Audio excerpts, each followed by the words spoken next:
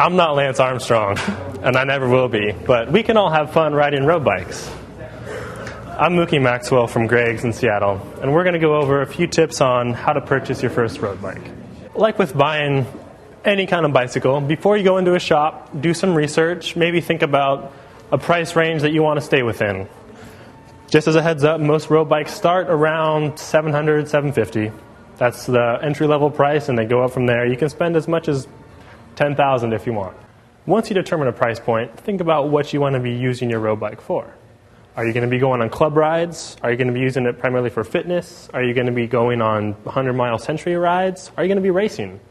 This all factors into what kind of road bike you want to buy. One of the big things to consider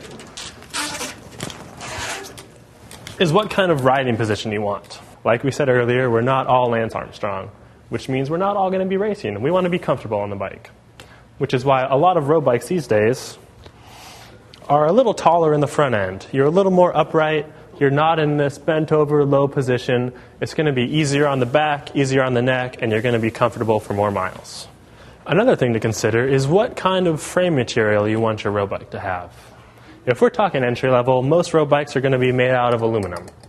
It's easy to manufacture, it's light, it's responsive, so when you really get up to pedal, the bike wants to go.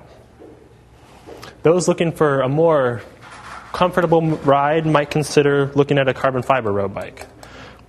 Carbon fiber is different in that it's still light, it's still very responsive, but carbon is a natural vibration dampener. So after an hour, 2 hours in the saddle, all those potholes, all the bumps in the road, all gets eaten up by the frame.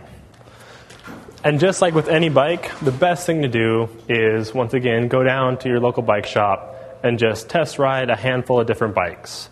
That's the best way to really get a handle on how different bikes ride, what the benefits are of the different components, different price points, and you'll really get a feel for how the different frame materials ride.